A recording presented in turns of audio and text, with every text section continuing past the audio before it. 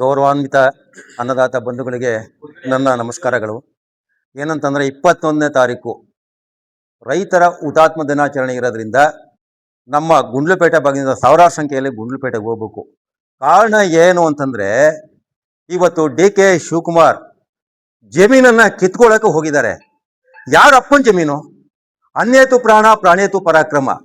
ಇವತ್ತು ದೇಶ ವಿಶಾಲವಾಗ್ತಾ ಇದೆ ಹೊರತು ಭೂಮಿ ವಿಶಾಲವಾಗ್ತಾ ಇಲ್ಲ.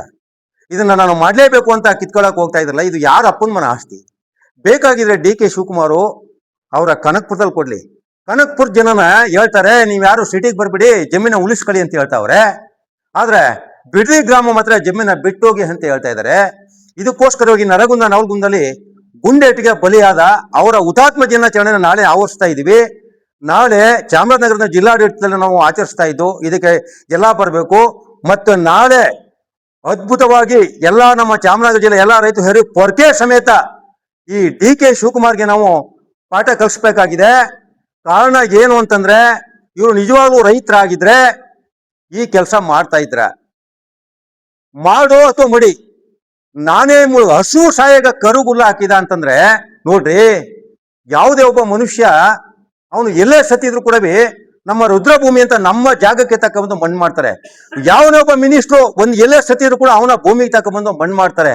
ಆದ್ರೆ ಬೆಡ್ದಿ ಗ್ರಾಮದಲ್ಲಿ ನಾವು ಅನ್ನ ತಿಂತಕ್ಕಂಥ ಭೂಮಿನ ಕಿತ್ಕೊಂಡು ನೀವು ಹೋಗ್ರಿ, ನಿಮ್ಗೆ ದುಡ್ಡು ಕೊಡ್ತೀನಿ ಅಂತ ದೌಲತ್ತನ್ನು ಮಾತಾಡ್ತಾ ಇದ್ರಲ್ಲ ಈ ಅಯೋಗ್ಯ ಮುಖ್ಯಮಂತ್ರಿ. ಇವನ್ ಜಮೀನನ್ನು ಇವನು ಹಂಗೆ ಮಾರ್ಕೊಡ್ತಾನ? ಇವನ್ ಹೆಂಡತಿ ಮಕ್ಳು ಬಂದು ಬೀದಿಲಿ ನಿಂತ್ಕೊಂಡು ಸ್ಟ್ರೈಕ್ ಮಾಡ್ತಾ ಇದ್ರ, ಇವ್ರ ಹೆಂಡತಿ ಮಕ್ಳು ಮಾತ್ರ ಬಿಗಿಯಾಗಿರ್ಬೇಕು, ಅಲ್ಲಿ ಬೀಳ್ತಕ್ಕಂಥ ಜನಗಳೆಲ್ಲ ಬೀದಿಲಿ ಬಂದು ಸಾಯ್ತಾ ಇದಾರೆ. ಈ ಅಯೋಗ್ಯನಿಗೆ ಮುಖ್ಯಮಂತ್ರಿ ಕೊಟ್ಟು ದೇಶದಲ್ಲೆಲ್ಲ ಬರಗಾಲ ಬಂದಿದೆ. ಇಂಥ ಅಯೋಗ್ಯ ಮುಖ್ಯಮಂತ್ರಿಗೆ ಪಾಠ ಕಲಿಸ್ಬೇಕು ಅಂತಂದ್ರೆ ಇಡೀ ಕರ್ನಾಟಕದಾದ್ಯಂತ ನಾವು ಉಗ್ರ ಪ್ರತಿಭಟನೆ ಮಾಡ್ಬೇಕಾಗುತ್ತೆ. ಕಾರಣ ಏನು ಅಂತಂದ್ರೆ, ನಮ್ಮ ಜೀವನ, ನಾವು ಮಣ್ಣಿನ ಮಕ್ಕಳು, ನಾವು ಅನ್ನ ಹಾಕೋರು, ಇವರೆಲ್ಲ ಅನ್ನ ಹಾಕೋರು. ಲೋಕಸಭಾ ವಿಧಾನಸಭೆಯಲ್ಲಿ ಅನ್ನ ಬೆಳೆದಾಕಲ್ಲ ಇವರು. ಕೊರೋನಾ ಬಂದ ಸಂದರ್ಭದಲ್ಲಿ ಹಾಲು ಕೊಟ್ಟವ್ರು ಯಾರು? ಸೊಪ್ಪು ಕೊಟ್ಟವ್ರು? ದೇಶಕ್ಕೆ ಆಹಾರ ಕೊಟ್ಟವ್ರು ಯಾರು? ಶಾಲಾ ಕಾಲೇಜು ಎಲ್ಲ ಬಂದಾಗಿದ್ದ ಆ ಸಮಯದಲ್ಲಿ ಅನ್ನ ಕೊಟ್ಟವರು ನಾವು. ವಿಧಾನಸಭೆಯಲ್ಲಿ ಲೋಕಸಭೆಯಲ್ಲಿ ಅನ್ನ ಬೆಳೆದು ಕೊಟ್ಟರವರು.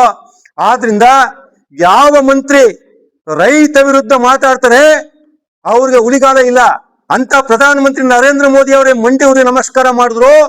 ಇವನ್ ಏನ್ ಮಹಾ ನಮ್ಮಲ್ಲಿ ಲೆಕ್ಕ ಅಲ್ಲ ನೋಡಿ. ಮಾಡೋ ಇಲ್ಲ ಮಡಿ, ಎರಡು ತೀರ್ಮಾನಕ್ಕೆ ಬರ್ಬೇಕು. ಯಾಕಂತಂದ್ರೆ ಗೆಬ್ಬೆಟ್ ಹಾಕೋನ್ಗೂ ಅನ್ನ ಹಾಕ್ತಕ್ಕಂಥವ್ರು ನಾವು.